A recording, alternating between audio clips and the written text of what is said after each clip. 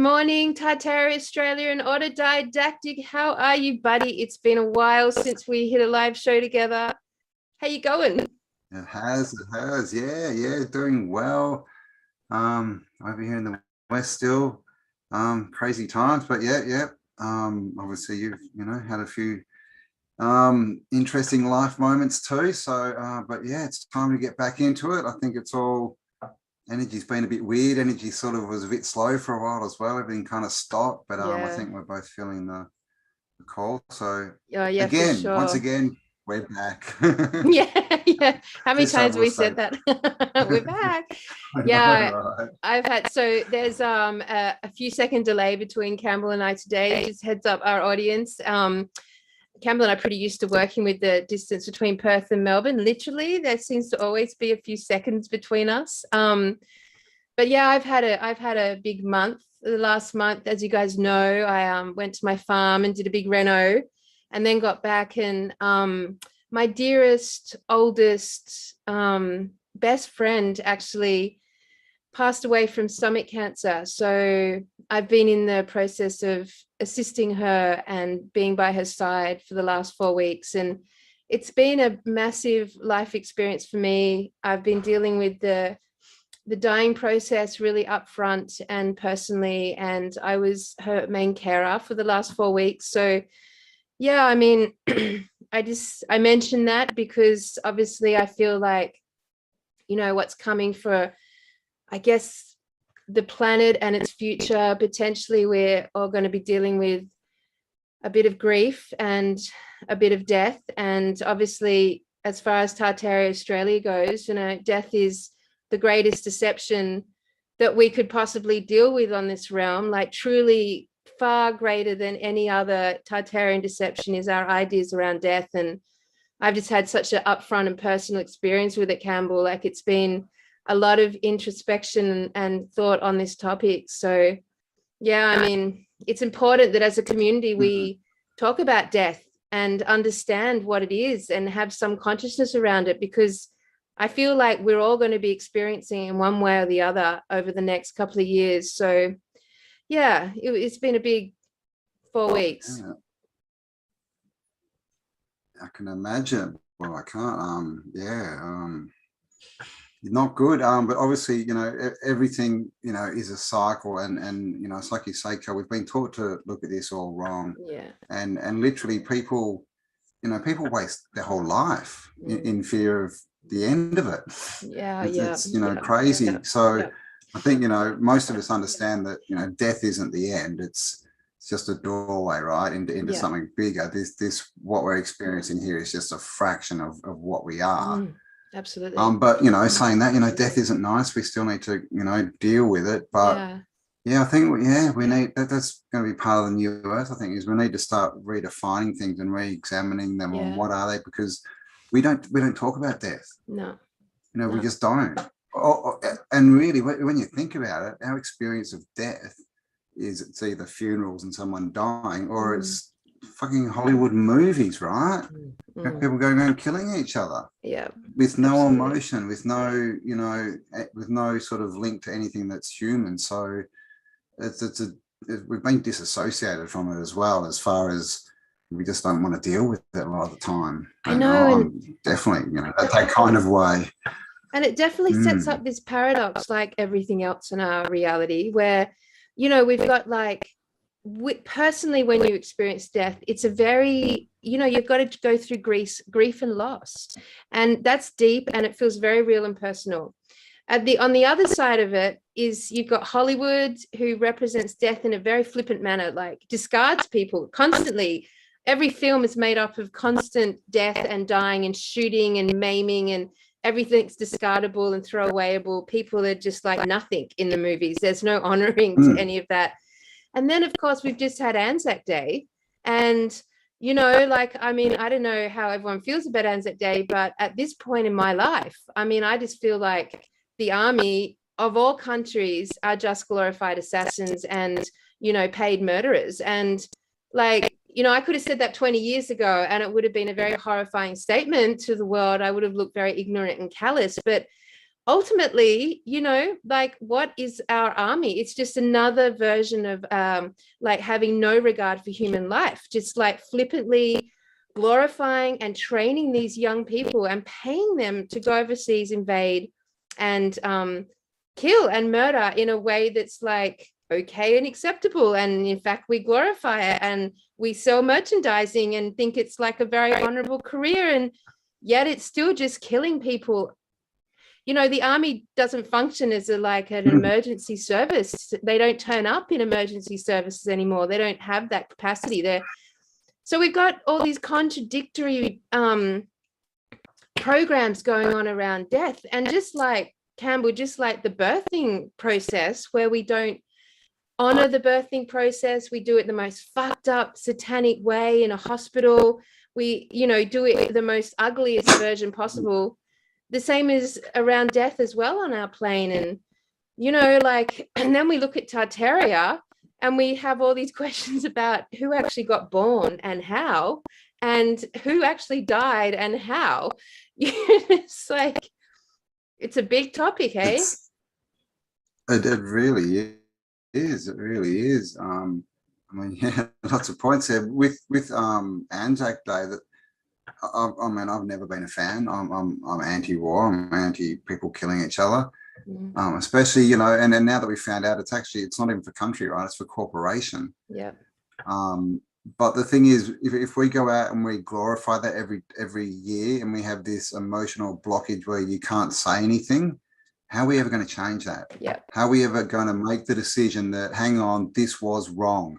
People who went there, you got lied to. That sucks, but let's not pass it forward. Let's not pass that on to our children. Exactly. That's never going to happen until we stop going out there and going, we must honor these people. Yep. And it's like it's one of these topics that, it's a no-go zone, right?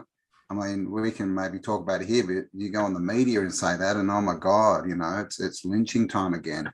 And isn't that interesting, right? You go out there and you say, killing sucks, let's have peace, and everyone wants to kill you, right? But also with the movies, when you like, especially Hollywood, right? These people, these actors go around and they kill, like tens of people per movie, and they're portrayed as the hero. They're what they're the ones you want to be like. They're the big tough guy, or they're the smart dude, or they're whatever, when they're just murdering psychopaths. So this whole thing of, that side of death definitely needs to be changed. But because of that, it's skewed our whole view of what it is, what it really is, and what life is, like you said, like this time, like it's so, relatable to Tartaria, right? The throwaway people, it was the throwaway society, right?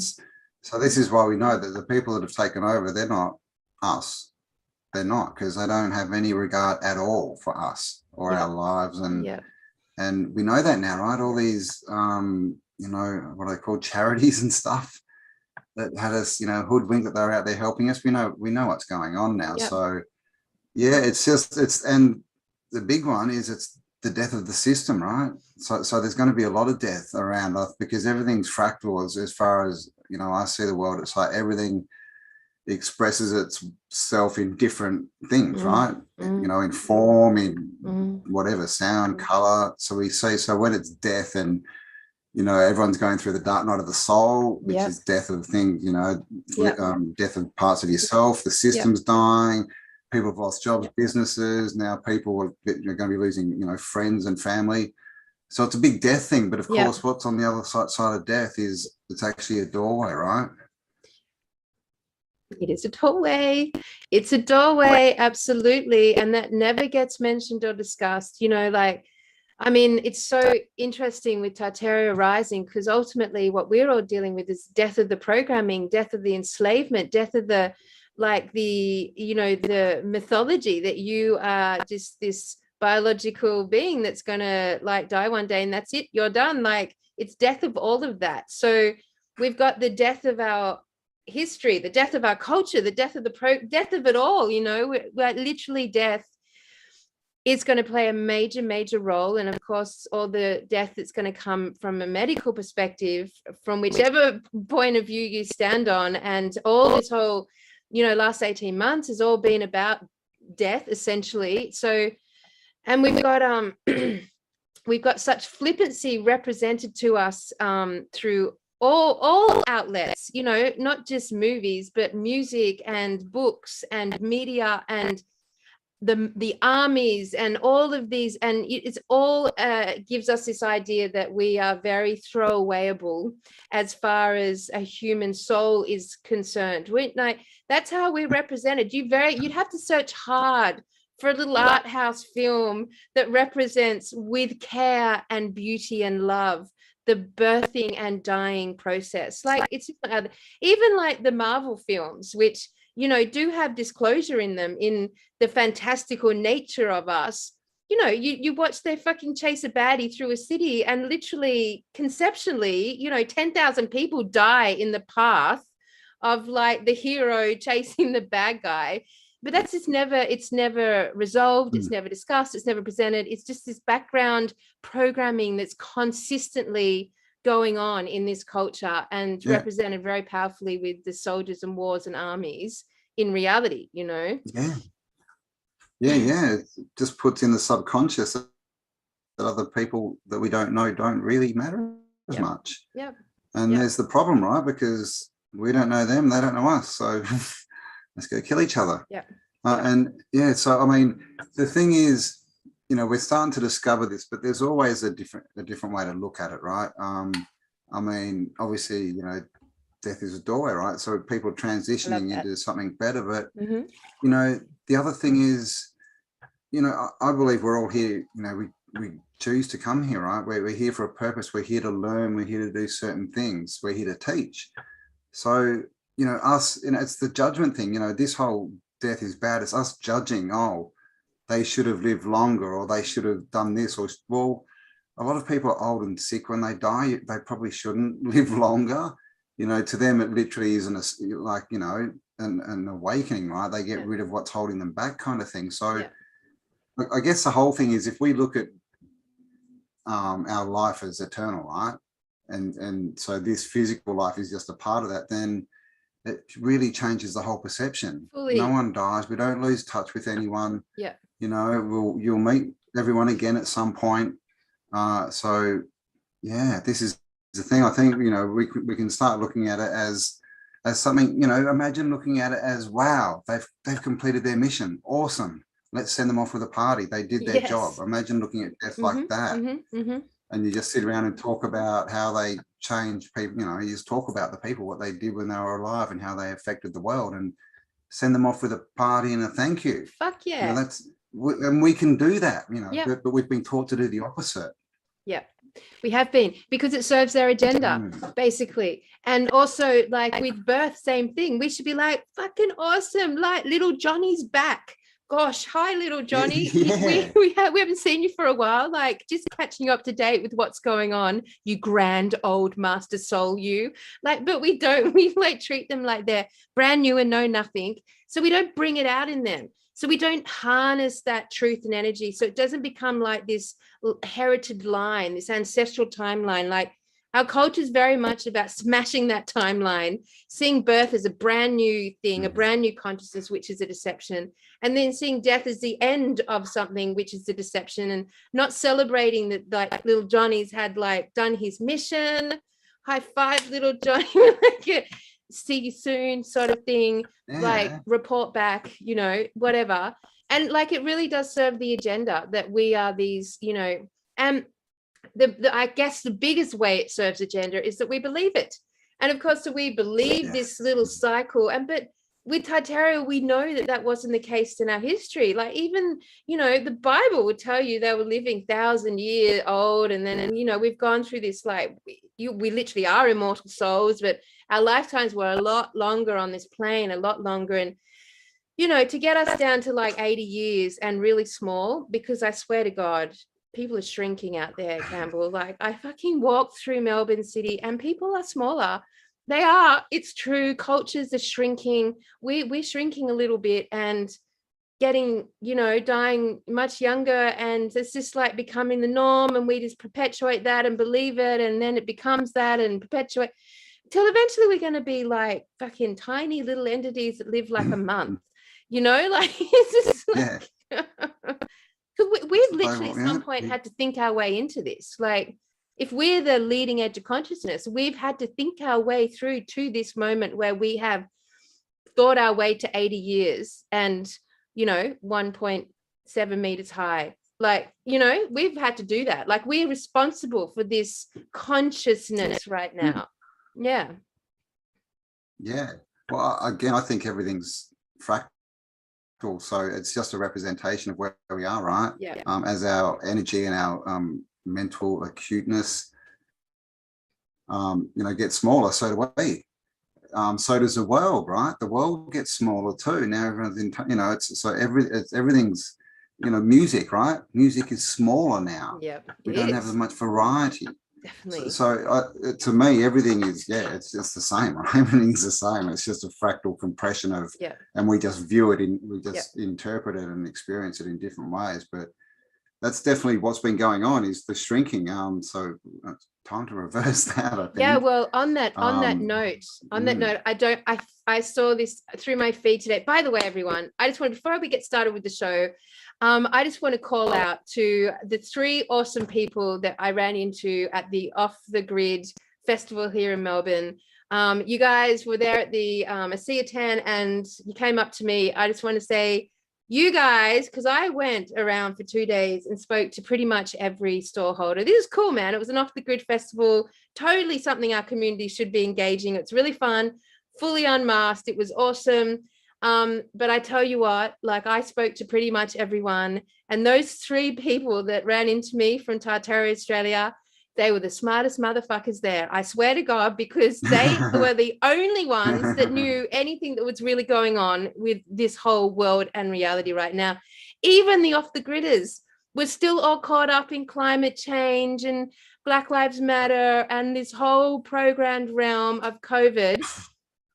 But you 3, call out to all 3 of you, like, give me your email, make a comment. I want to send you a t-shirt. You deserve it. Well done. You were actually the smartest people in the space. So well done, you.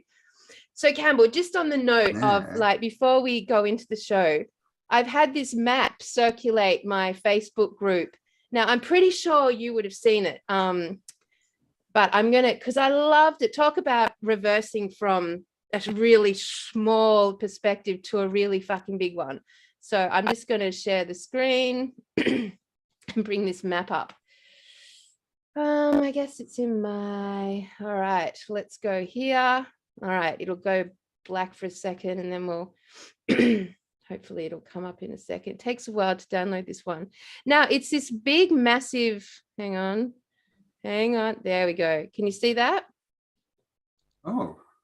Have you seen this map? Oh. Have you seen it before? No. All right. No. So this is all the maps together kind of thing. Well, let me just bring it up so it's a full a lot screen. of maps. Okay, you tell me. What are we looking at here, Cal? Enter full screen. All right. This has come up. So I don't know. Maybe it's just come out. But this is the digital version. So we are going to scroll right down to the middle here. Now, that is us, right? In the center there.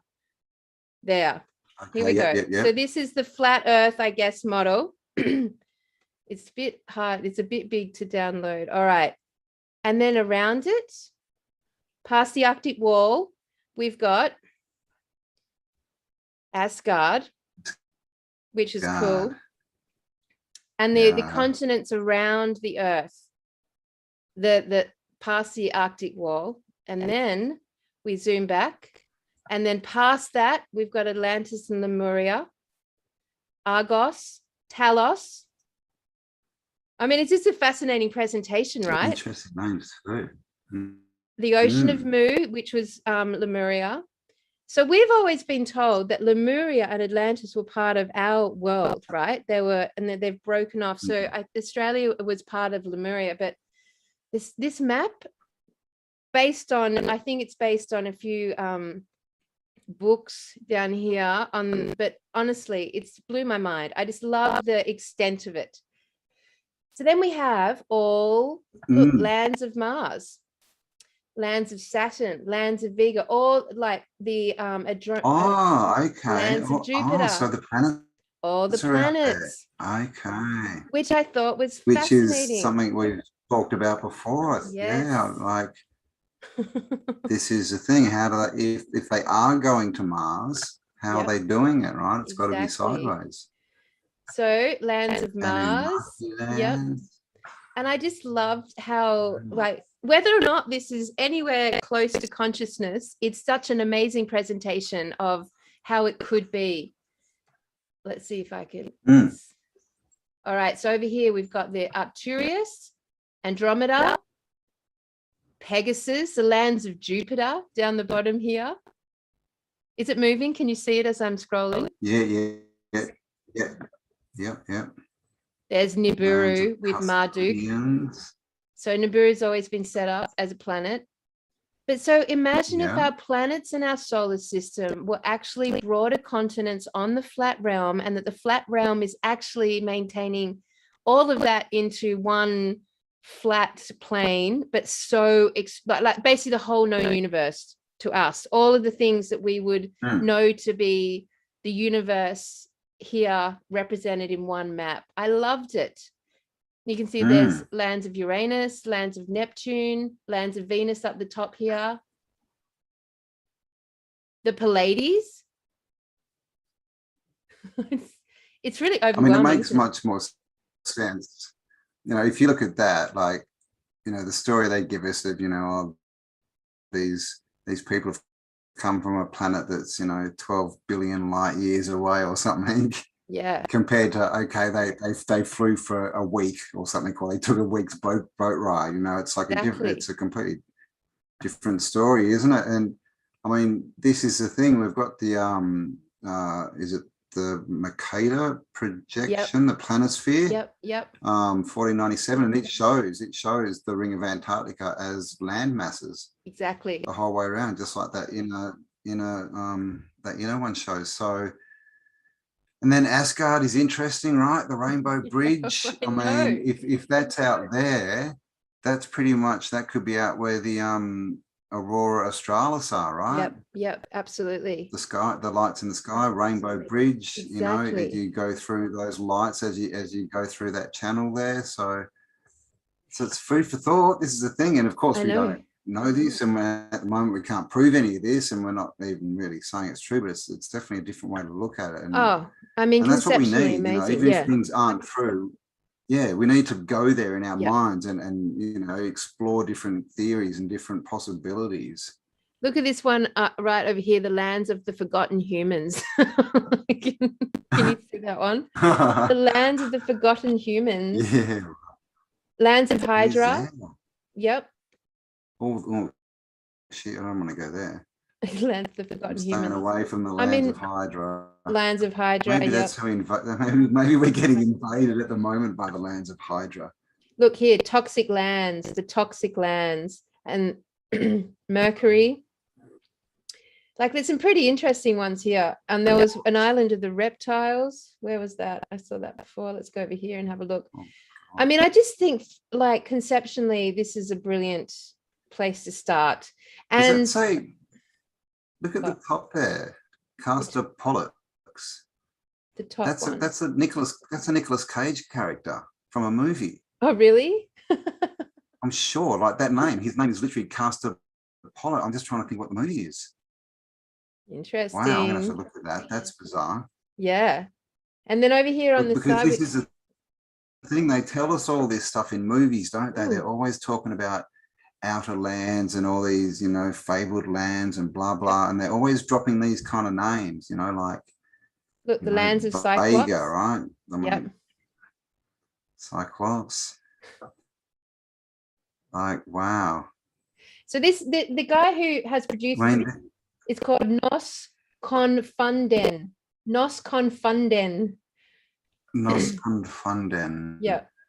That's probably, is that non-conformer or something? Yes, it says something like German or something like that, or Sagittarius. Yeah, I mean, it's very interesting, isn't it? There was what's his name? Martin. Oh gosh, I've forgotten his name. There's another guy, another flat earther. Haven't seen him around for a while, but he was talking about this and how a similar kind of thing where he was talking about how the wandering stars could be suns for outer lands, kind of like that there, like the lands with, you know, just concentric circles.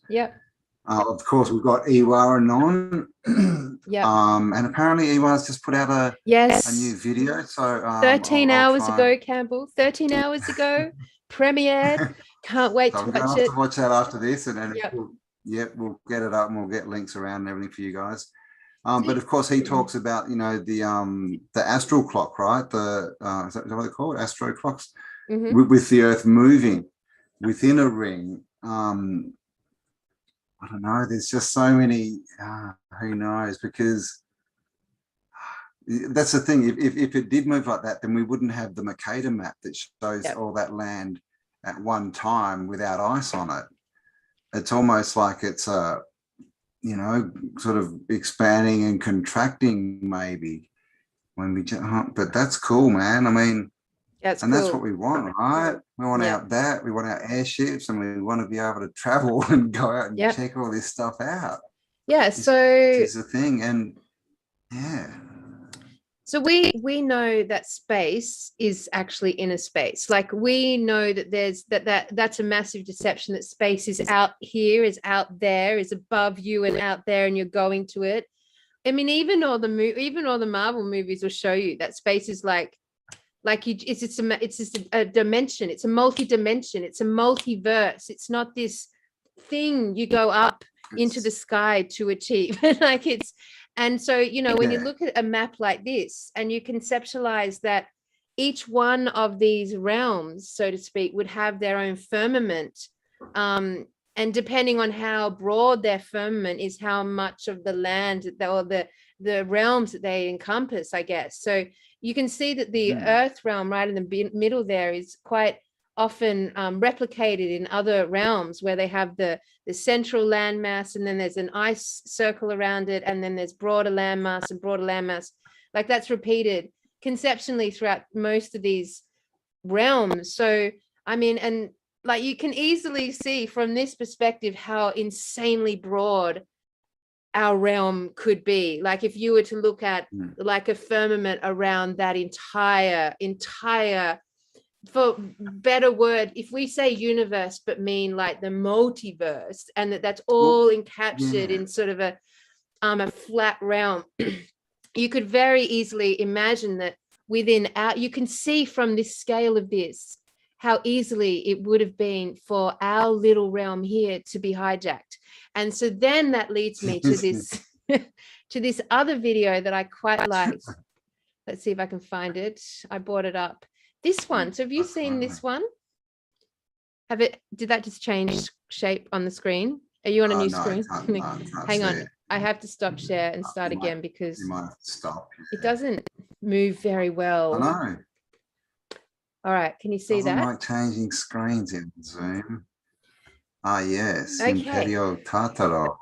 So this is cool, because this video came through. So I've basically, Cambell and I are starting a new opening section to our show, which is to pull out some of the coolest stuff that comes through the Facebook page. And because you guys are doing so much of the most amazing research. So this is really cool, because it's basically showing you that the Tartarian structures were responsible for powering up our firmament. And so you can see that, because the show today, we haven't even introduced, but the show today is on the destruction of the Tartarian buildings across Australia, and the amount, the scale of the destruction of these buildings. So you can imagine conceptually from this, that if our Tartarian structures were powering up our firmament in a certain way, as a certain doorway, and then they took down all the technology and then re-hijacked that firmament and kept the density of the 3D realm here, that fear density, that lower density, like trapped. So we're basically trapped in a bubble of low density, because they've removed the technology that would power up that higher density, that higher frequency. So I just thought it was interesting. Let's see what you think of this. We won't show the whole thing, but just conceptually. Wait, did that move for you? Yeah. Did that? Okay, good. Could you hear it? Is it okay? Good. No sound, yeah. It's only music. Can you hear it? Oh, yeah, no, I can't hear. It doesn't matter if it's just music. So, okay, it's showing. Oh, yeah, okay, I saw this video of this place. Yeah, there's a couple of these coming out now where they've got something coming out of the top of these spines. It looks like energy. Mm. And So we've seen that shooting energy straight up. So, yeah. So literally, if they were powering the dome,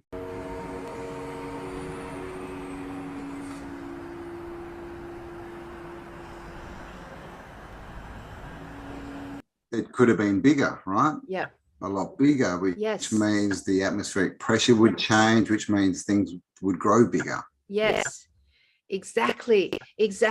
And so very much like that movie where they shrunk everyone with Matt Damon in it. I can't remember what it's called. Matt Damon, yep. You know the one? What's that movie? Yeah, it's called something about cutting back, or like what do you call it when you live on less means? Something like that. Yeah, something like that. So the premise of that film is that they literally shrink hundreds of millions of people in order to then fit them into like a shoebox, which to the shrunken version of themselves looks like a mansion, and then these little amazing luxurious worlds, but they're just like would be model cities, train model cities to us, but to them it was just like an amazing, and they had a firmament, it had a firmament around it, and you can conceptualize that they did the changing the energy or the technology that powered up that firmament, our original firmament. Downsize, that's right, that's the movie. Because there's a reason why they've like taken out all the technology, and which has led to the destruction of all the buildings. And look at the size of the buildings. Yep. Clearly made for bigger people. Yep. And they even tell us everything in the past was bigger. Yep. They tell us that they just don't mention the humans. They just leave that in the Bible and stuff like that, right? Absolutely. So, but they tell us, dragonflies, dinosaurs, all this kind of stuff, woolly mammoths, everything was bigger. So it's an interesting concept, isn't it? That if someone or some things from another realm could get in here somehow and turn off the power, and that would just start to shrink the dome, and we would start to shrink down, and it would change the atmosphere. It would maybe would it make us more carbon based? I don't know. There's a whole carbon silica thing, and there's a whole trees. That would mean if the dome was shrinking and the trees were really as massive as some of them look, they would literally have to come down, or they'd be poking through the dome. Exactly. Right? So, and what if they somehow reversed it? Like, what if so if they've removed the technology that powered up the firmament that held the Tartarian culture and this giant race, and has resulted in the shifting of our sun and the downscaling of the size of the population, and obviously the shift also resulted in no babies being born, because then obviously we had the baby incubators and et cetera, and of course there's all this concept of like giant mountains that look like giant animals or giant faces, etc.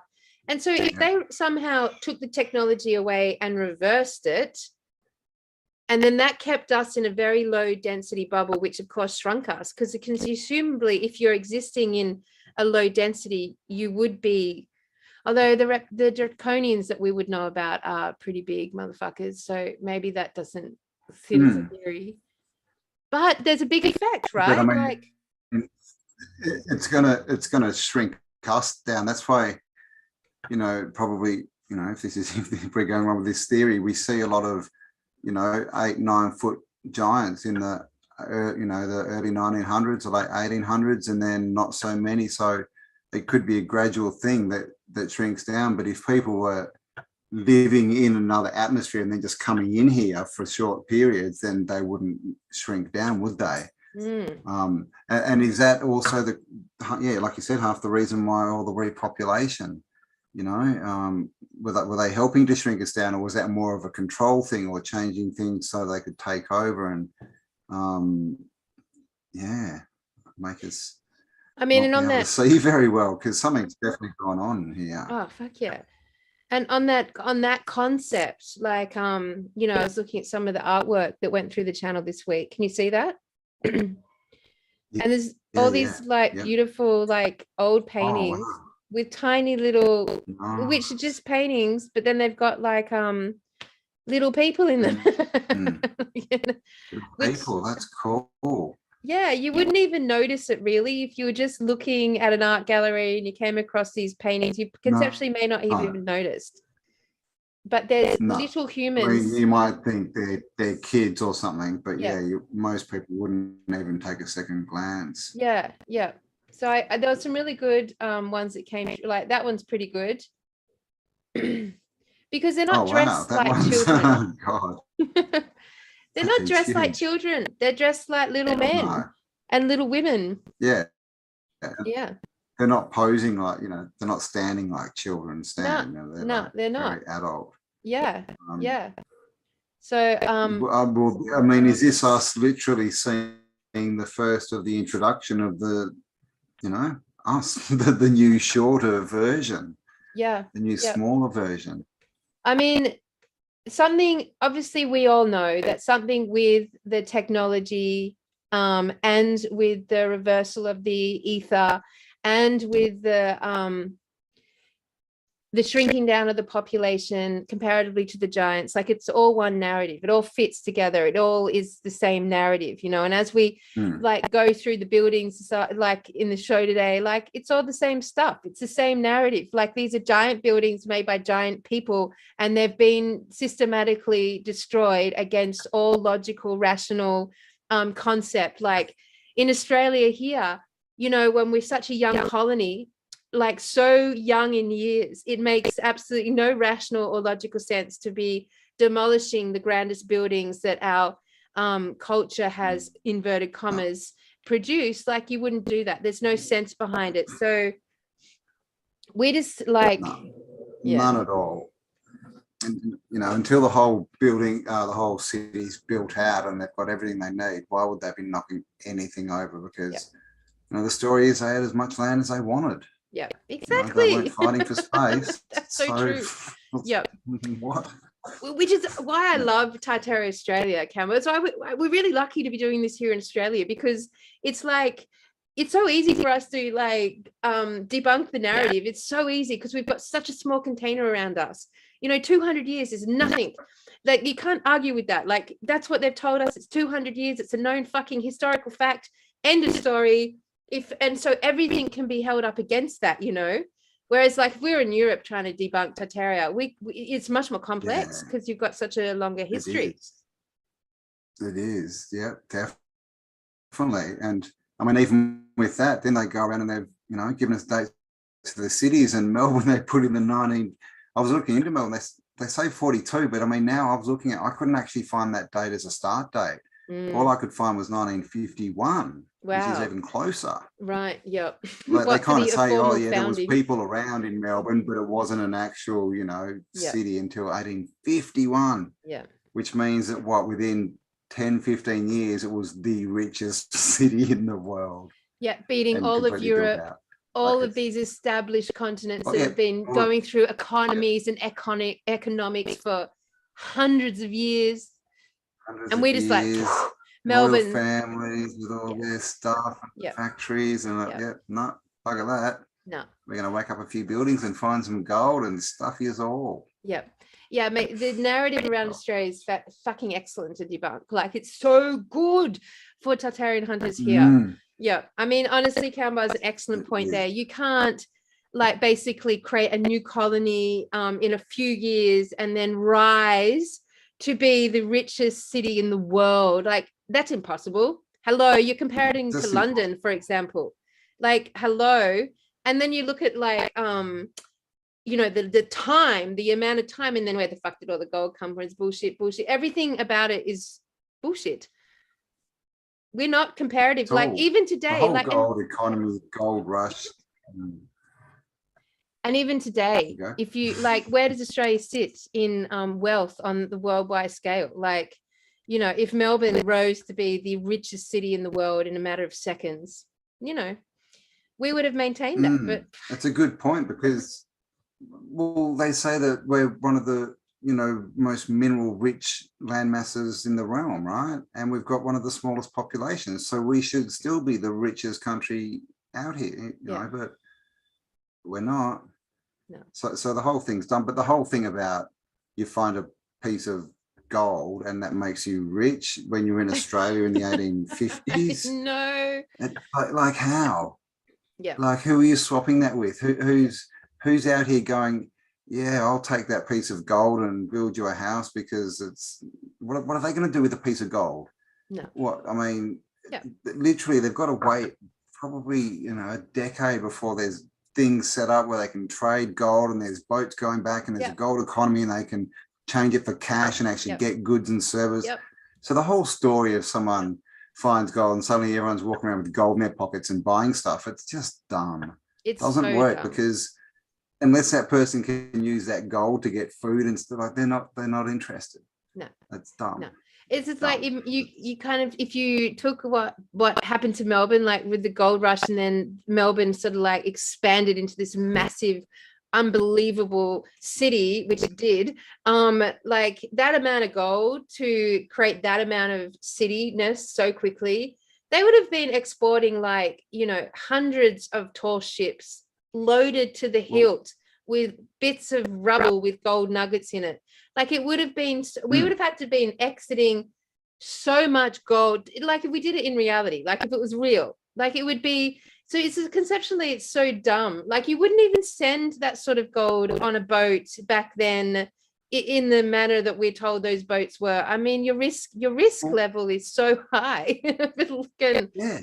Look at what they tell us about the Bahamas and the pirates. Yeah, right? Exactly. When they were, they were shipping gold around. Yeah, I mean, every boat was getting attacked. There's sunken boats everywhere. You never hear about a whole pirates. class of people called pirates got, like, you know, they just got it, you know, came out of God knows where, and that was a whole race of people that just lived for hunting down gold on boats.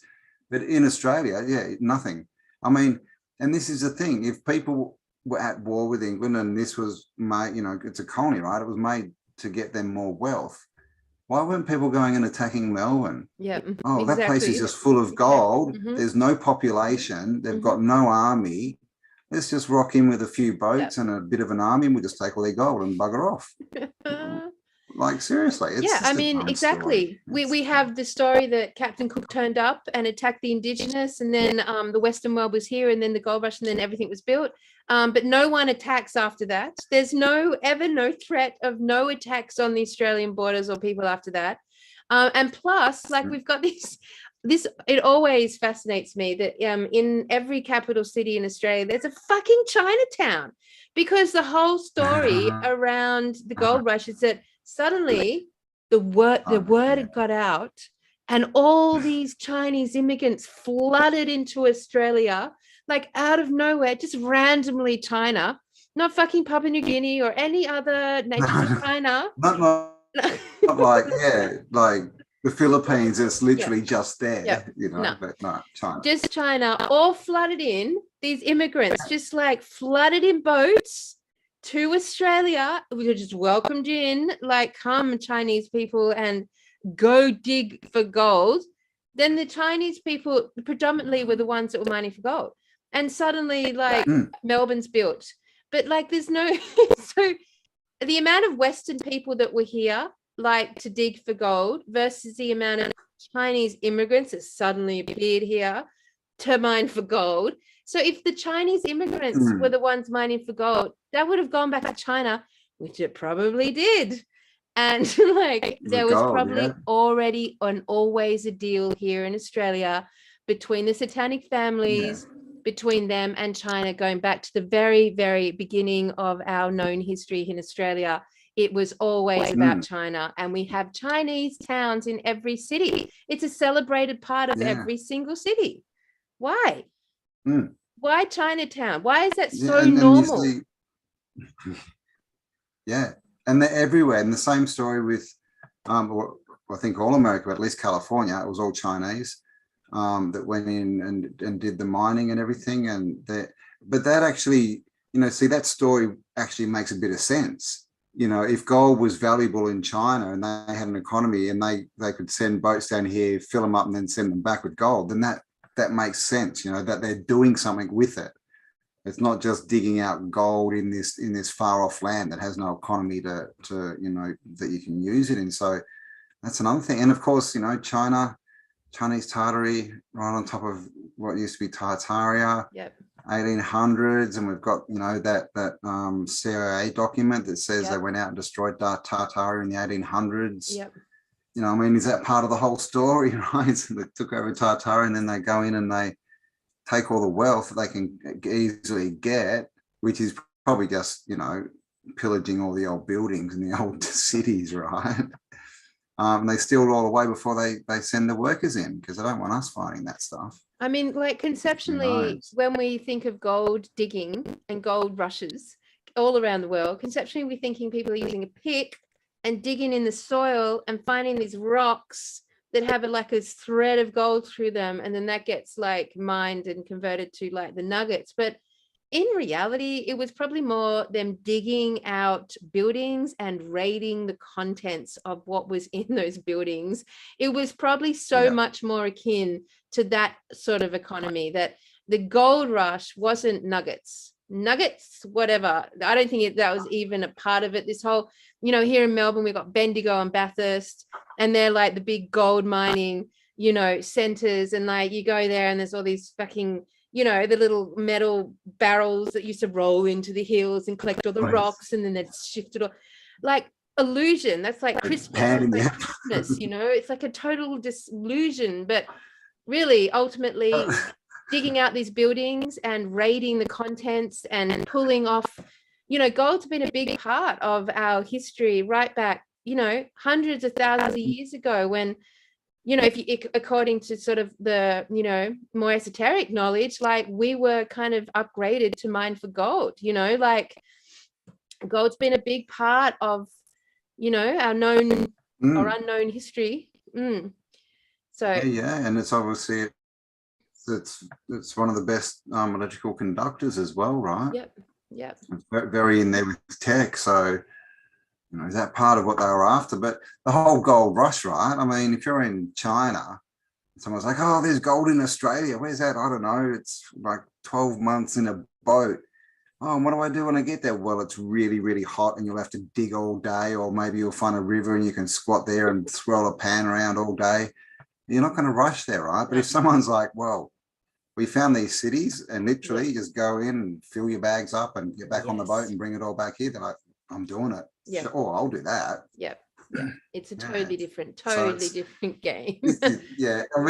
I just keep thinking about the gold paddy that we all got brought up with, and you see the guy, he's got his pan and he's panning, and he gets this microscopic little tiny piece of gold. It's and they put it on the end of their finger. It's gold. Yep. What you got to feed yourself with that? Come on. Yeah, no, and how do you even transport? How do you transport a piece of gold that small? Yeah. You can't put it in your pocket. You can't put it in a bag. You'll lose it. It's stupid. And look, gold's really fucking heavy too. That's the other thing. Gold is heavy. Transporting the amount of gold to build Melbourne, is just it's so stupid. You can't even. It's interesting you mentioned China.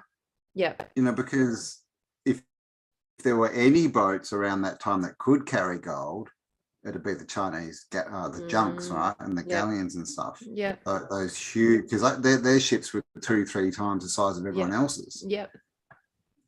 So they could.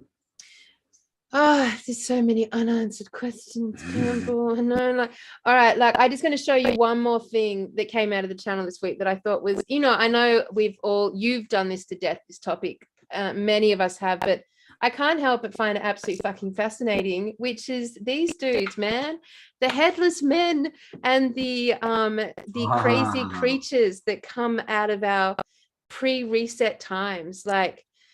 Just to bring our audience attentions to how fascinating, I'll turn the volume off so we're just watching, but I mean, tell me where you've come up to with these like little creatures, like these headless men.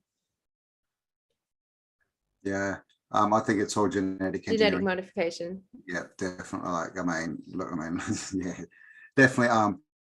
You know, we've got obviously the orphans, the orphan, you know, the foundling hospitals, all this kind of stuff.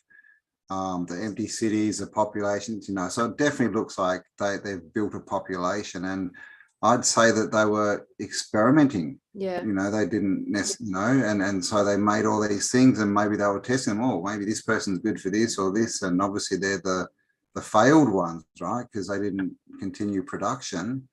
But we see them walking around, right? Like, and there's so many depictions. Yeah. So Even many. John Levi a few months, like 6 months ago, showed a photo of one of those that looked like one of those, Yeah. you know, like a dude with the head in the stomach kind of Yeah, thing. right. Like an actual, a real photo. Yeah, like an actual photo. Wow. It was like a sepia tone. It was sort of from the late 1800s, but so it wasn't really defined, but it definitely looked like that. And we know we've got pygmies. We know we've got, you know, dwarfs. We've got different types of beings, right? And we just told, oh no, that's just, I mean, what do they've even got no expert. Oh, that's just, I don't know, the genes didn't work properly in that person. Yeah. Oh, okay. So they work perfectly all the time. And like, you know, we're talking, you get something wrong in the genetic code of a human, and that they're dead, you know, just a little thing, and they're pretty much dead. They can't live. But we can get these massive modifications that change your whole body shape, and they're still perfectly healthy. Like, come on, there's something going on with that story. So yeah, I think, you know, sin, right? We're all born with original sin, genetic modification, meta sin, right? So yeah, that's what I think sin is genetic modification. Yep, agreed. They tell us the angels came down, bred, you know, bred with women, created giants. Yep.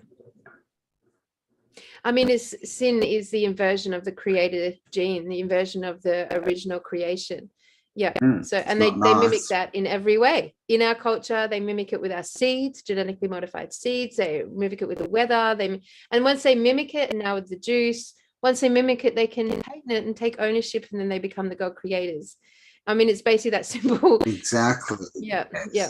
Yeah. Yeah. It's all about them being the creator God. They want to be God. That's it. They want, and to be God, they need their own creation. Yeah. So they've got to warp everything and say, look what we did. Not impressed. What's your next show? Yeah. So I wonder with this sort of artwork, because like I'm obviously it appeals to my artistic brain to look at these, you know, these medieval artworks and actually see these really repetitive, by the way. These aren't like one-offs. These are like those headless men. You could see them in so much pictation, so much illustration. Blue men, men with elephant trunks, you know, half bird, half dog, like there is so many. And they're just repeated over and over. Once you start looking for them, once you like actually care to take note, you can find them basically everywhere, all the way through the old books of antiquity, and the ones that are illustrated. They're just everywhere. And I know like many people have like looked at them and brought them up to the attention of the Tartaria community.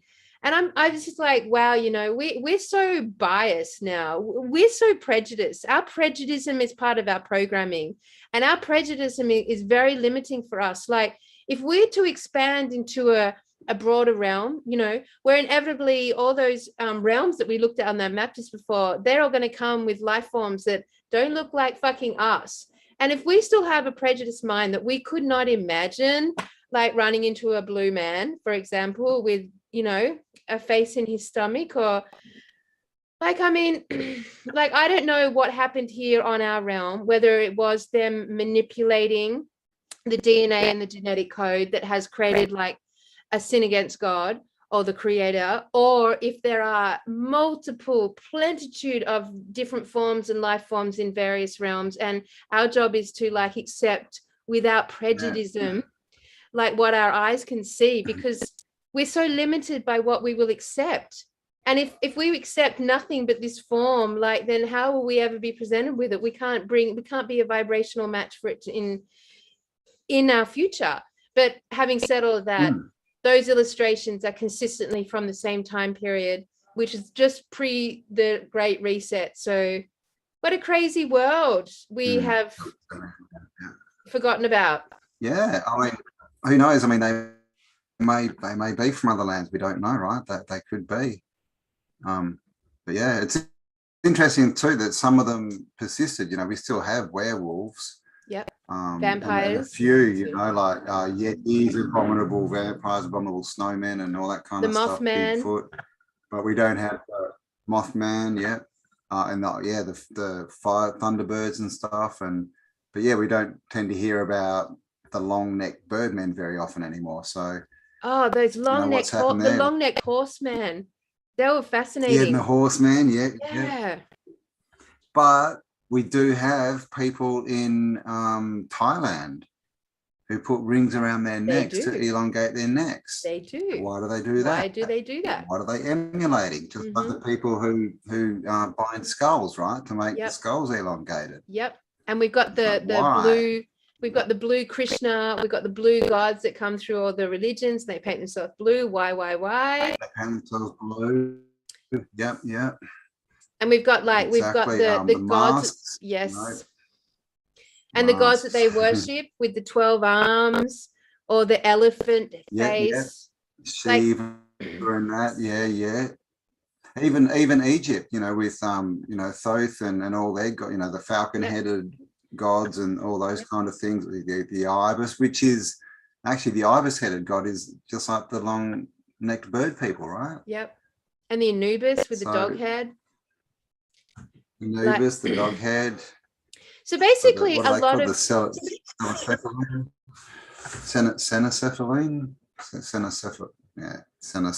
I think.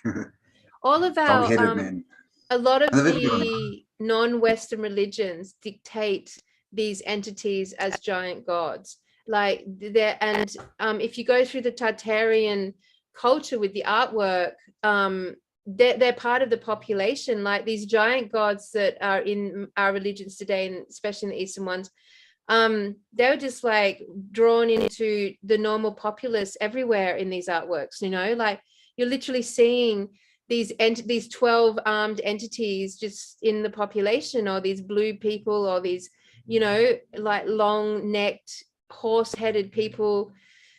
So I mean, like our religions, those religions are definitely left over from a culture that has been erased to our mind and has now ended up in Marvel movies, for example. I mean, it's a good point, isn't it? Like if we're going on this line, if we have been shut down, you know, before that, if we had access and these people are coming through with technologies that we didn't know about and sharing stuff, well, that's what we call gods, right? That's literally the story of what a god is. Someone that comes from somewhere else with high tech. That's a god. So is that why is that why they're venerated? You know, especially in Egypt, there's a lot of tech around when you see these beings. You know, even in the Sumerian, you know, depictions where you see giants and that, there's a lot of tech. So, I mean, I think the biggest thing is we can't judge anything, isn't it? Because as soon as we judge something as wrong or that can't happen or it's stupid, then we can't experience it. Yep. So it's like you were saying, we need reference points. So if all this stuff is bad, and then we're just going to try and kill them when they come in, right? But if we can understand that, oh, wow, these are good, because we don't know anything about these so-called gods, really, do we? No. Nothing. No, we don't look, honestly, we don't even know about the Tartarian culture, honestly. Like, we don't know if like us getting to understanding this is real and like deprogramming ourselves. That's sort of like the chase we're on. It's the deprogramming of all the things that we've been taught. But beyond that, we don't know if the Tartarians were like on the side of like love and unity. We don't actually know that. I mean, if you just were to take it from what they produced, like as in what the culture was around them, but then, you know, can you have a service to self orientated culture that has a beautiful environment around it? Or do we have this prejudice in that service to self is going to look dark and draconian and like a bit like what we are living in now?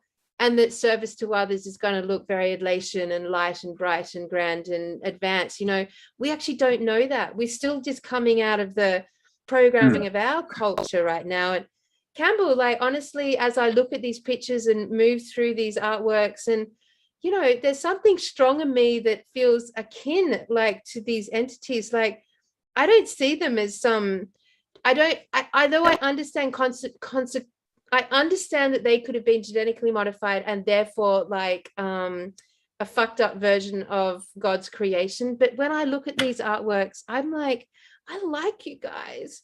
You know, I would actually like to know you guys. I felt a humanness in the presentation of the artwork. I felt a connection to a culture that, you know, was just as bright and light as I am. Like, I could feel, I didn't feel darkness in it. I felt a sense of heart connection. And like, I don't know if that's just my prejudice dropping and I don't have that sense of difference there, but the artwork that I've seen recently did not give me the sense that these people were aligned to service to self. Yeah. Well, I mean, even when you just see that, you know, the populations, they seem to be, you know, together more, right? Talking more interactive. I mean, look around today at the society that, you know, we're a part of. I mean, no one wants to talk to anyone. I mean, it's almost a common statement now. I hate people. I don't go out. People suck. That doesn't seem to be the attitude of the old world. When you look at all these photos, it was all, you know, a lot more interaction and a lot more respect's not the real word, but you know, that I guess formality, maybe, you know, that people seem to be a lot more, you know, they take more care. I mean, look at the clothes they wore, right? Yes. But they also seem to be a lot more respectful and formal towards each other. Yeah, and like the activities that have been illustrated, they're like doing things like picking apples, or you know, they're in farms, or they're like, you know, they're hunting, you know, like, but hunting like we would hunt. Like, there's not, you know, I don't see pictures of these headless men with their big smiley bellies dragging, you know, dead humans behind them. Like, I don't see them with like weapons of mass, you know, destruction or torture in these illustrations. Like, usually those artworks look like us. They're just gigantic versions and a little bit distorted, but the creatures that came out of that timeline, to me, they just look like beautiful entities that have a different vehicle. Yeah, which is all they are, really. So yeah, that's, and of course that's literally where the word monsters comes from. That's what they named them, and then they start, you know, telling us they're monsters, and the fear comes along with it, and they're monsters, and the monsters live in your cupboard and under your bed, and before you know it, anything that doesn't look like you is a monster. Exactly. And to be scared of. And yet the biggest monsters look exactly like us. Like, that's the fucking programming. Fortunately, they do. Darker eyes, but yeah, I know. Right? Yeah, it's interesting. I also saw a tablet which had it was a very famous tablet, and I'm gonna fucking forget the name. But it was an octopus. It's a famous tablet. It's got this stressful fucking octopus in the middle of it. You would know it if like a broken stone. Yes. Kind of thing, like a stone broken around the top. I've seen that. Yeah. Let me. It's called. I'm gonna find it, but that looked scary to me. That was I'm gonna find it. Definitely felt like a monster to me versus, wait a minute. Oh, I've lost you. Yeah, I think it's true, the statement that, you know, monsters live in your head. They're not actually outside us, you know, but the monsters are the voices and these things that make us do stupid things. It's not another being outside of you.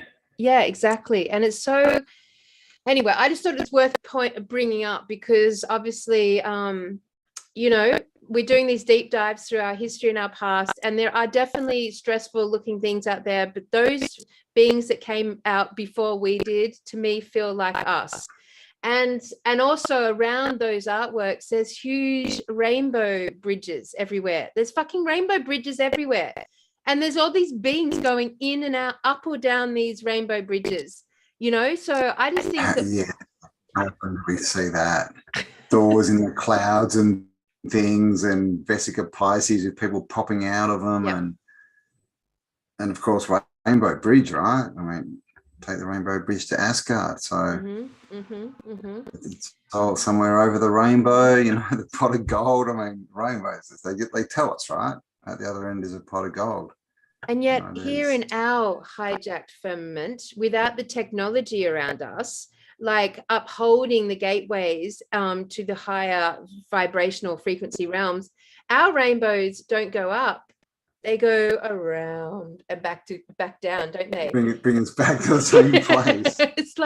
it's like a bridge to nowhere. Portals are broken. Exactly. Yeah. Rainbows follow they follow the same path as the rocket ships. They just go up and then they go down, and the rainbows are the same. Whereas in all these artworks, the rainbows are always up and out, and then energies or entities are coming down to earth from the rainbow and up from earth back to another realm or whatever you look there. The rainbows to me represent the doorway to the multicolored multiverse, to the multi-frequency, multi-dimensional, multi-vibrational multiverse. But here on earth, they just go back to earth. It's part of the hijacking. It's an interesting word, isn't it? Because I always wondered, like, that the rainbow is not a boat. Clearly, it's an arc, right? Yep.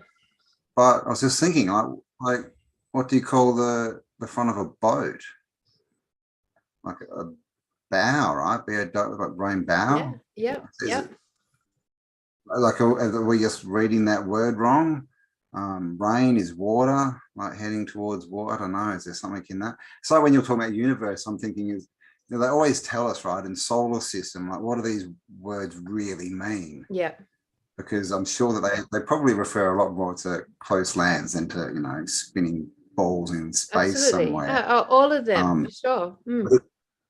The universe is like the one, I mean, the one song or the one vibration, right? So, I mean, it would be a universe if everything was on the same, you know, in the same realm. Yeah. They're all on the same vibratory sort of plane. When you're talking planets, that doesn't really work. No, it doesn't work. Yeah. It's a look, it's so fascinating. It's so fascinating when you convert how we've been taught into languages of frequency and vibration and sound and color, like into that sort of overlay, because everything changes so dramatically. Like the science and the maths, nothing works anymore, you know. It's really, But hey, Cambell. Did it ever? Yeah, did it ever? It probably never did, and we just started to notice it, you know.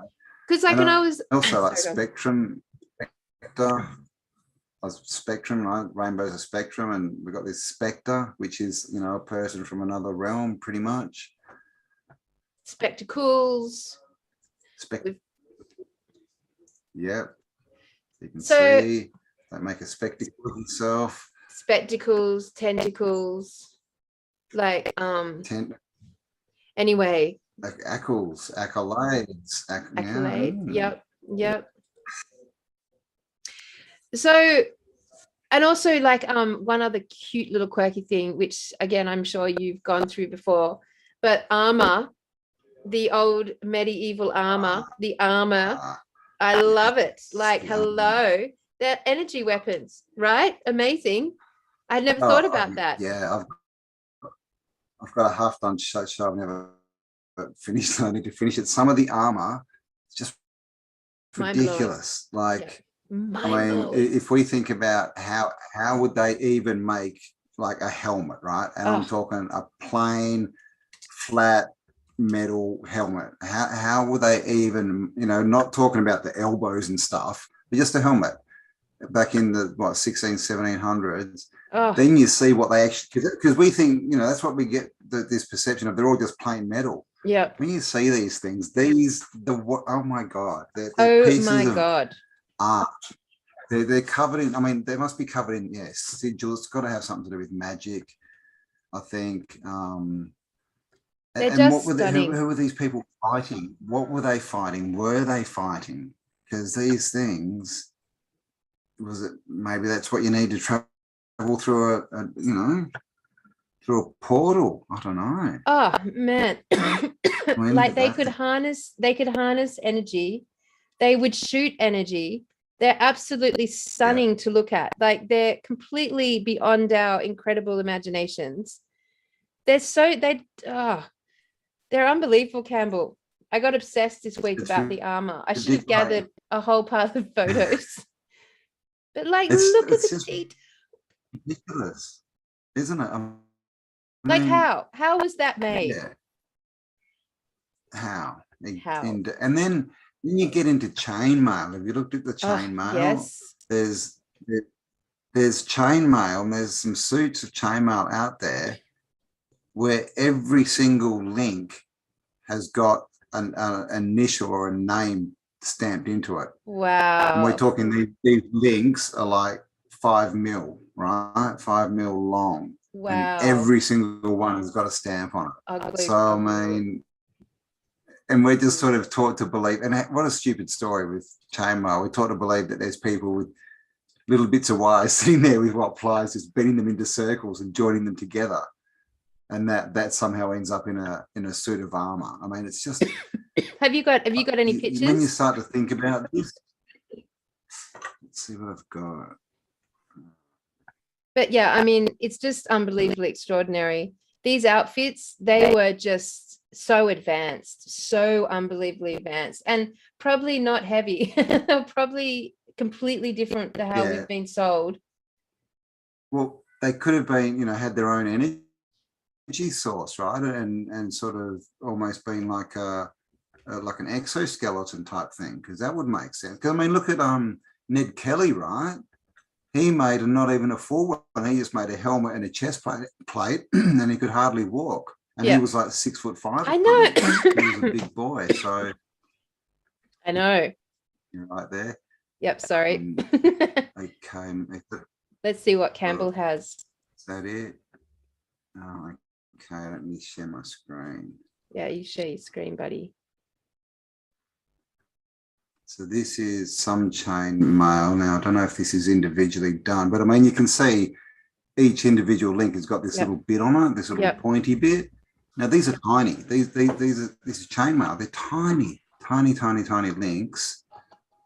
Oh God, look at that one. It's just so stunning. And they do all that work so that someone can put this on and go out to war and just get it smacked with swords and beaten up. Yeah, no way. Destroyed. This is essentially the real Iron Man, right? Can you see they've all got, like, you can see on that one? Yeah. It's stamped, and then you can, it's not the most definite, but you can see each individual link has got a stamp on it. Yep. How is that even possible? I mean, they're clearly machine made.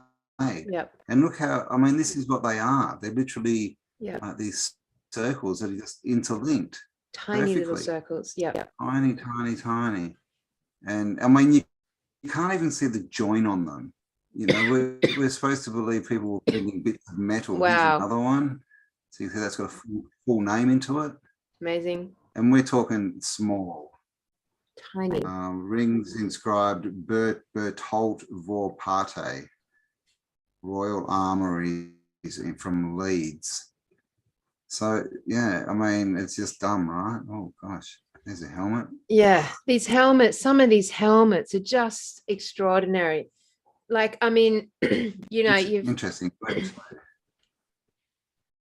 These suits of armor, to me, they are the real Iron Man story. They are the real Black Panther story. Like, I'm referring to Marvel a lot. I've been on a Marvel deep dive recently. You know, the Black Panther and the Marvels, he just like, and he's got this whole like, what's the metal they use? Some metal, I can't remember.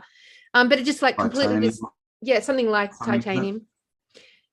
And it just appears on his body, and it's completely strong and allows him to do all this stuff and protects him and shoots. Like, it just, like, these pieces, this armor, this is that.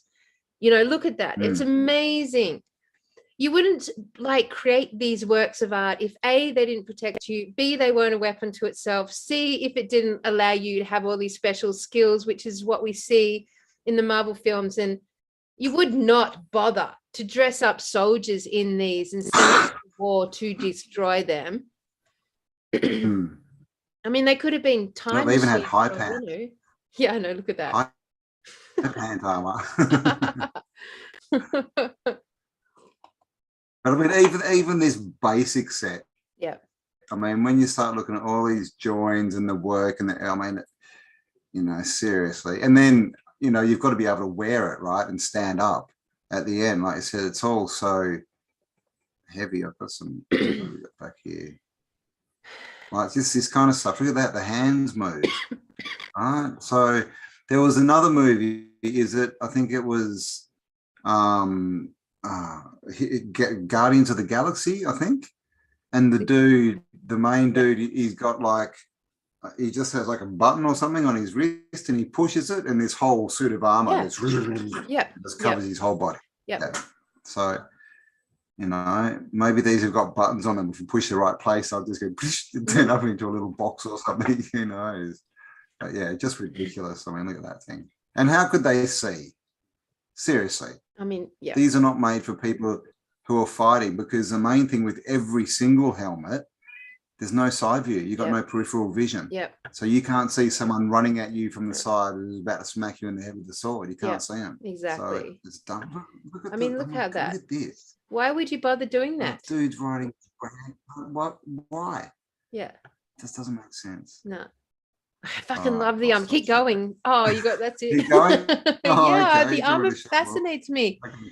I mean, it's just it's so extraordinary. Like, if you guys haven't looked at the armor, like, this is an amazing aspect of our past. It has just been like washed over by the stupid fairy books. Like, that's amazing. And the different look at that helmet. The different helmets, Cambell. Oh my God, the helmets. And this is. Have you seen the what is it? Wow, look at that. This one I loved. That thing on the top, I loved it. Isn't it ridiculous? The bird dragon. And you see that, you can see how that would have morphed into what we're given as like the centurion, how they had the feather. Yeah. You know, they've just kind of morphed it a bit and given us, you know, so that we all think that, you know, because I mean, when we see this, we're going to go, how the fuck? And like, look at the chest. Go up to the chest, like. I mean, and these essentially, to me, these would have been multiverse suits. Like, these would have been gateway suits. Like, you would have been able to travel around the realms in this somehow. Like, it's somehow wiring and firing with the firmament, with the gateways, with the race of people. You can't see a thing out of that. Like, what? This is not to protect you from battle. No. And there's the is it the headless knight, or the one the oh God, I've forgotten the name. Meravedicis from Italy. And they've got this. Yeah, is that right? Yeah, and they got that suit of armor with the snake or the big sort of worm thing coming out of it. And it's headless. So and that sort of goes, you know, with the story with these some kind of travel they thing, feel right? like that but to me. you know, you could be a worm, right, from somewhere else, and you jump in it and you can come here, or you know, we can put them on and we go there. But right, are you suggesting that the reason they're not set up to see the face or to see out is because any sort of form could be inside them potentially, that these were actually essentially what we I mean, so I mean, almost they could, you know, to be in a different realm, you may have to keep the armor on, right? And so maybe all these knights, and knights is an interesting word, isn't it? It is, isn't it? Why are they knights? You know, back in the day, a knight, you may have seen a knight and gone, oh, that's someone from a different realm. I wonder who's in there. Like, are So are they any different from the stormtrooper outfits from Star Wars?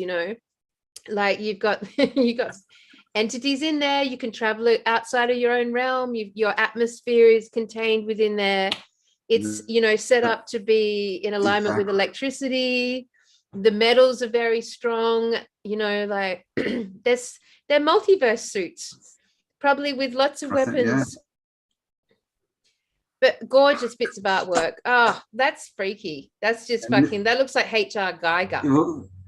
That looks like aliens. But is it? It is. But isn't it interesting with that topic? Oh gosh, my cat's screaming. If you can so was mine. Yeah, I mean, you could imagine this could be a suit of armor, or a travel multiverse suit that was made in a different universe, a different place, a different culture, and this is what they look like. Yes, yeah, exactly. So this is what they wear, and someone's worn it over here and it got left behind, and the ones that we wear look more human-y. This is the thing. I mean, because they just don't make sense, and they're so all encompassing. Like they cover too much. Yeah. Because like in the protection, it makes you too restricted, so you can't defend yourself. So it kind of and too heavy. Cancels itself out. Yeah, and too heavy. I mean, and we see all the pictures of them on war horses. Oh, here you go, having battles, right? Jumping around up and down. Like, why would you bother using a sword on a suit of armor? Like, that's not going to be a weapon that makes any sense. To me, you can just imagine the fights. It'd just be these dudes hitting each other with swords, and nothing would be happening. They'd just be denting up their nice hard way. That's like, for sure, they weren't. They weren't. Yep. Say again. And who made it all? I mean, look at this scene. Hundreds at least, but we're talking armies of thousands of knights. Who's making it all? And so perfect, and it all has to be tailor-made, right? Or else it's not going to fit you. Yeah, exactly. So and then, like, even these images of them stabbing people, with swords and metal sticks, like, they're not going to get through that armor. Like, it's a whole misconception. And I mean, ultimately, they look like they're basically suits for travel. They're travel suits. They're gateway suits. They're, beam me up, Scotty, Iron Man suits. They're not designed for soldiers fighting battles. Look at our soldiers today. They wear fucking linen. Yeah. They wear cotton. That's gives them exactly. Exactly. What is this image? Exactly. I know, it looks like he's might have, I don't know, traveled somewhere, right? He's got his little timer here. Hourglass. Sands of time, some different beasties. Yeah. Different beasts down here. Yep. So, I mean, is that what they're trying to tell us? Otherworldly beings. Up here we've got a bit of, is that a miniature? Yeah. That's from that movie, right? Yeah. They all bought like a miniature castle. Yeah. Well, that's just like this is the thing, like if you get a sword and go and smack a piece of like corrugated iron, that stuff's like a millimeter thick. You will not get through it. No, you wouldn't. You need an ankle grinder. An ankle grinder, exactly. So what's the sword, I wonder? I just find it fascinating. This one, you can move each knuckle, you can move each joint in your finger. That's how advanced this one is. Yep. Like, how Iron Man is that? It's ridiculous. The amount of work that goes into these things is just. And look at the bottoms. Look at the feet. What's going on with that? Like, hello, how practical? These hook things. Yeah. What the hell? What? So, okay, the premise here. Is that for a realm where? Yeah. So the premise is these suits actually were kind of like capsules that would sort of like encapsulate maybe an atmospheric frequency band that enabled all sorts of entities and creatures from all sorts of realms to travel freely through the firmaments. If we know that the firmaments were based on electricity, the ether, so every realm would have an ether or firmament you'd have to go through. So these suits are all designed with metal. That's a consistent thing. They're all metal. the metals are probably not even metals that we know today. They're probably not even from the earth realm. And they're completely elaborate, like they're very expensive, prized after objects, as you would imagine sort of a space suit would look like.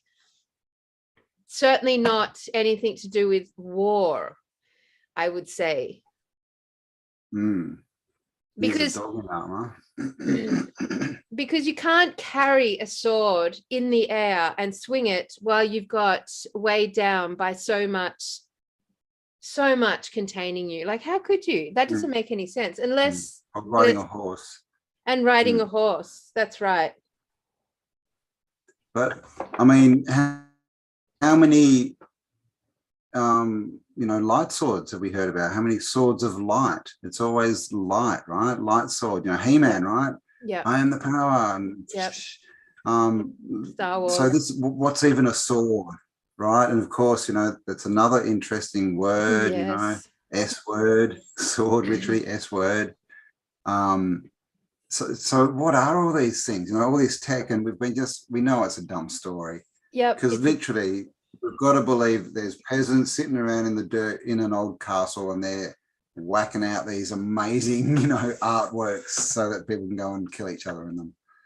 Like, I fucking love it though. The armor is such a cool one. Here's my little stash. Here's some of mine, just to keep going. Like, like, honestly, look at that little slit. Yeah, I know, right? Just do it now with your own hands. Like, how much can you see on that slit? Nothing. It renders you useless as a warrior or protector. Yeah. But imagine riding a horse like that. Makes it even worse. You're going up and down, you know, as you like. It's silly. But if you look at all the like all the Iron Man style, superhero style, or Star Wars, like, they've got like electronics. They've got so like they don't it's always need like a little sort of slip thing, but they don't. So they can it's something being removed from them. Yeah, exactly. Which would make sense, wouldn't it? I mean, because look at that, that's just stupid.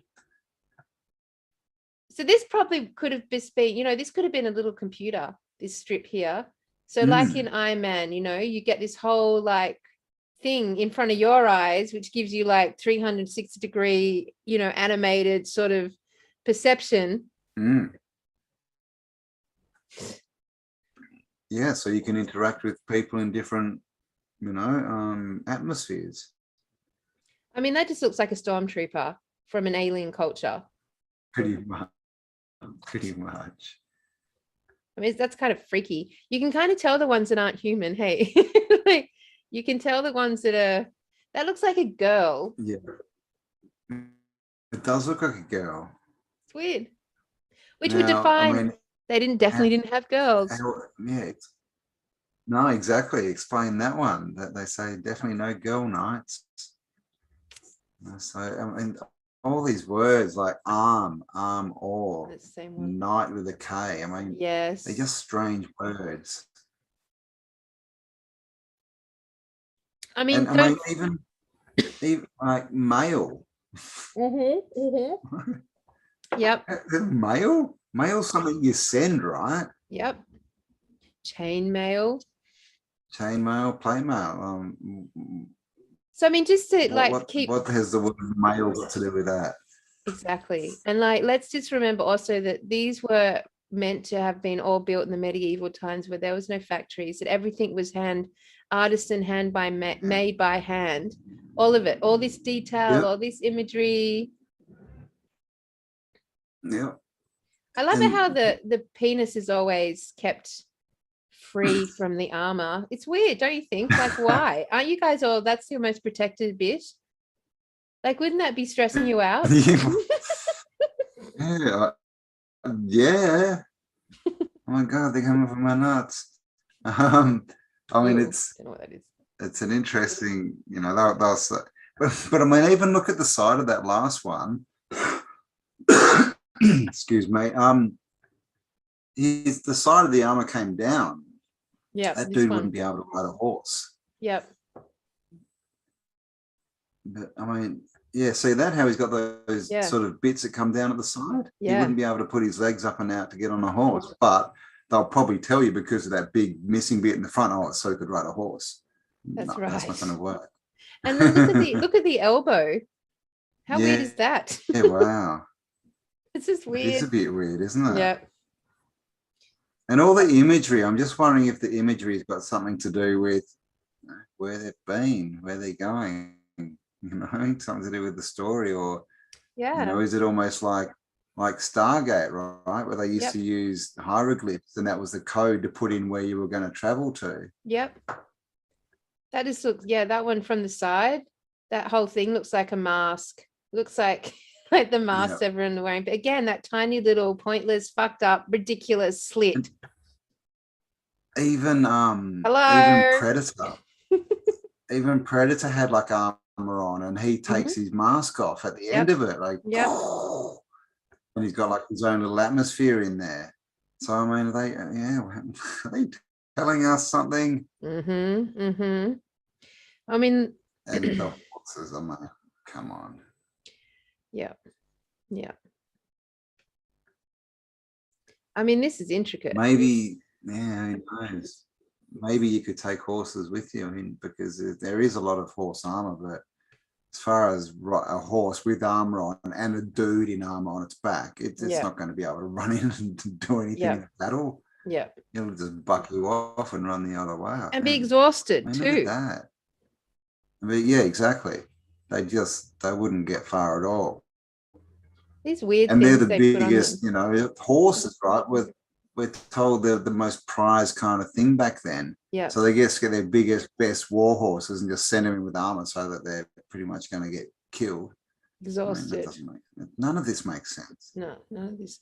I know. To me, the armor is as profound and as cool as the buildings.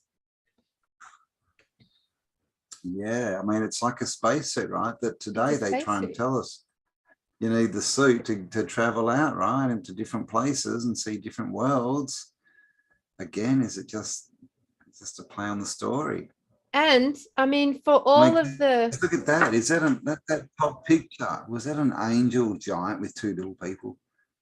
Yes, looks like it. I mean, like, basically they tell us that they make those battles with the armor and all that artwork so prolific from this era, right? From the 1500s, so prolific. But how many of us have actually seen a coat of armor? How many of us have actually seen armor? Like, apparently it's this thing that every knight had, every soldier had. And I mean, I've probably seen one set once at a museum once, but if they existed, there was no way they existed on the scale that the artwork tells us they existed. I just don't believe it. Or they're not here anymore, or they've, like, you know what I mean? Like, they're just, have you ever seen a set of armor? Not before I started researching. And the other thing is castles. You know, we were taught, you know, that, and we've all got a picture in our head of a square castle with a moat around it, right? And the drawbridge and the little pillars on the little spires on the corners. But now we know that's a star fort. Yeah. So we had this picture in our head of this thing called a castle, which doesn't exist in reality, but we thought it did. Now we know it's something completely different. I think armor's the same. We all have this picture in our head of smooth, right, plate armor with no pictures on it and dudes on horses. Yeah. Doesn't exist. No. Like it's yeah. So they've changed the complete narrative, which means they're hiding something. Yeah, totally. You know, that's cool. Yeah. I mean, why would you? This is so crazy. What the hell? Oh my gosh! Even the ears on the horse. Gosh. It's yeah. That's apparently that's from 1548. 1548. No power tools, no nothing. No. And they're look at the flexibility of those fingers. I mean, 1, 2, 3, 4. Amazing. How are they getting the angles and the curves right? You know, it's just dumb. And those armors, I mean, like, they're pretty small. Like, that would be a pretty small person sitting in that. You wouldn't fit in that. Like if you consider, Yeah, your chest would yeah. not fit No, that's into a that. small person. Yeah. Yeah, yeah. No, And then why would you put a no. So small again, who person? are these Yeah, people? exactly. They're coming from somewhere else. And yeah, if it's a warrior, wouldn't it be your biggest and strongest dudes? Exactly. Yeah. But we don't see It's that. We see it's little. yeah, little. Mhm. So are they that way because they're not humans inside them and there are other people traveling Well, around? this is what I'm thinking, Campbell. Like that looks like a child. That one. That like that's just a, Like elf or something, or yeah. wow. Oh, That's what mermaid. the hell?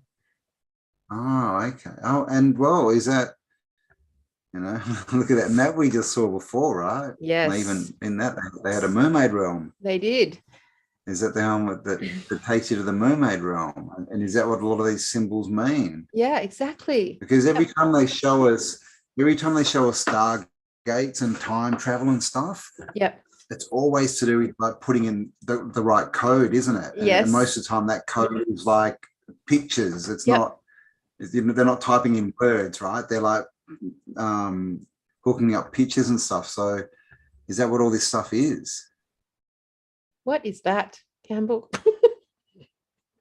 What is that? What is that? Birdman. That's Birdman. What? Oh, is that what the? Is there a line coming out of the side of that horse? A line. A lion. Yeah, there is. It's in there. Yeah. What? Where's that? Where's it I coming do from? not know what this What's is. going What on? is this? Well, look, I think Maybe that's what happens when you go through the wrong portal with the wrong armor on. You come yeah, back. yeah. It's You like the meld. fly, right? You get mixed up with Wow, other species. that's weird. Like I don't it's know a what that bird. is. No, it's freaking me out. That's what that is. All right, But so there's it's just, I mean, and look at that. That almost looks like biblical pictures, doesn't yeah, it? yeah, Talk absolutely. about the wrong time frame, right? They try and Yep. tell us the biblical times were way before. And of course, if you look into the Bible, the oldest Bible that we've got, like literally the date that we can prove how old the Bible is the 1500s. Yep. Same time frame, right? Where we That's hear about all 1510. these beings coming in, right? And Yep. maybe, be careful. One day you don't know who an angel is and who's not an angel, and all these sort of passages in the Bible, right? What went on back in Absolutely. the 1500s? I was just looking at what was going on between this guy's legs. Oh, what is going on between his I don't legs? know. I think it's the tail of whatever he's killing. Oh, I see. Yeah, okay, yeah. I'm moving now. Quickly, little dresses. Yeah. Anyway, I think we've made our point here. If you haven't checked out Yeah. the armor, can you see that one? Yeah, the Spanish type Yep. one. Oh, that one. Yeah, wow, okay. And look at that again, like the symbol, it's all, ethereal beings and stuff, isn't it? Yep. Swords with and Ooh, look at the dude down the it bottom. just gives that look of gods, and which we now know are probably just people from different realms. Yep. So it's a very good point. These just travel suits, right? I mean, the size of the knight that goes into the knight suits doesn't make sense. They're small, the suits are small. No. Most of them would probably just only fit me, let alone like a big, chunky, strong man that you'd normally get to fight your battles. They're very decorative, which makes no sense. They're going to get ruined. They're very heavy. You've got no eyesight. Like, as far as these being protections from war, that's a bullshit story. That doesn't make any sense.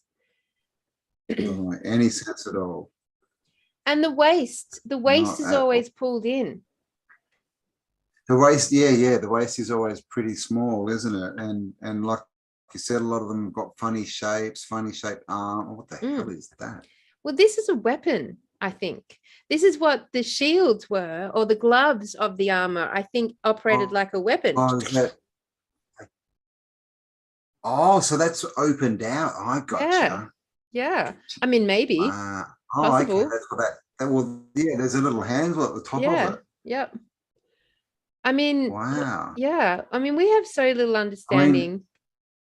That again, like that's where Predator wears his little thing. He's on his arm. He's like, doo, doo, doo, doo, doo, doo. That's his little computer. Exactly. Oh my God. What the hell happened to that dude? That's a bit trippy, isn't it? That one's even got teeth. Apparently this is 1510 to 1520. This one, it's piece. Oh, that's why the face isn't so good, because it's an early model. No, they'll get better. No doubt.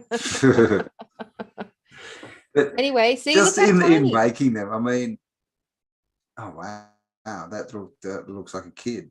Yeah. Doesn't make sense, does it? No.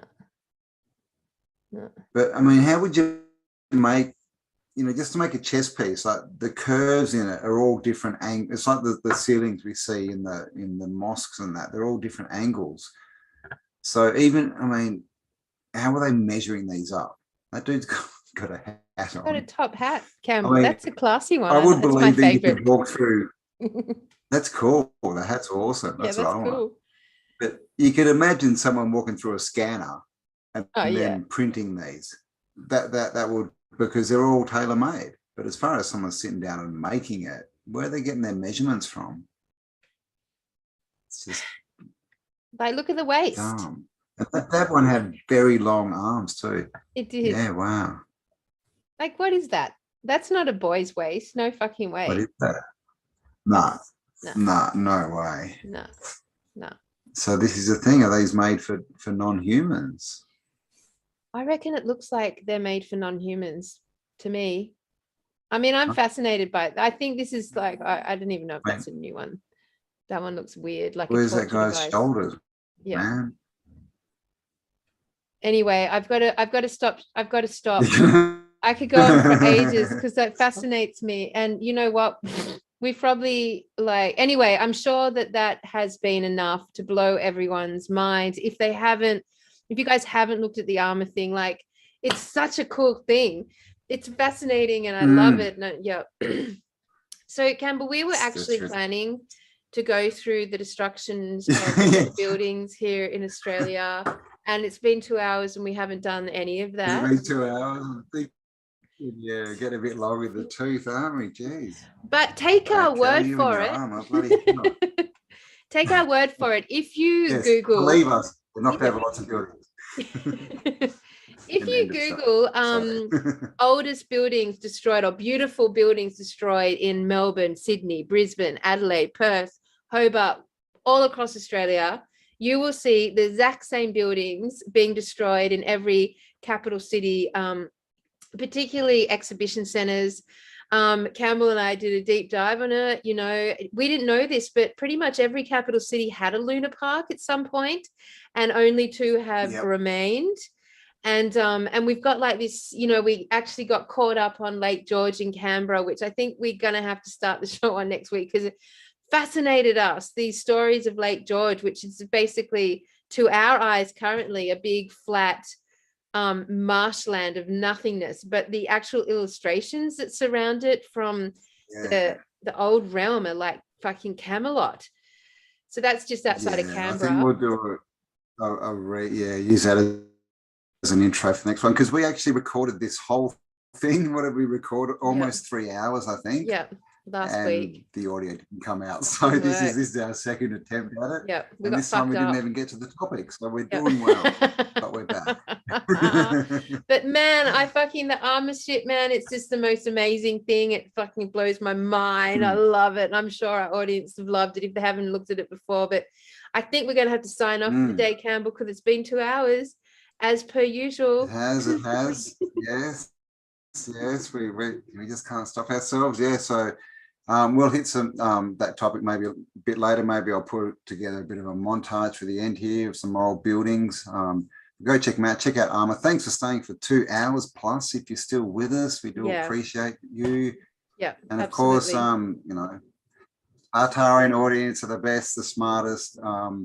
Yeah, so thank you for everything you do, all the stuff, and there's lots coming up in the near future. Lots of exciting things happening.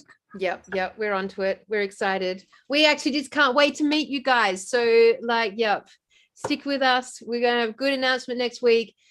And for everyone who's watched the show, we love you. Thank you. We love this community. It's the best. It's what we consider our friends and family on this realm. And together we're breaking down these stories and myths of history and these deceptions, and all of us contributing, because so much of that content came off the Facebook page. And like, we love your amazing, incredible minds, you outrageous souls, you plowing through this realm with your swords held high. I fucking love it. So you guys all have an amazing week, and Cambell and I'll see you next week for another Tartaria Australia.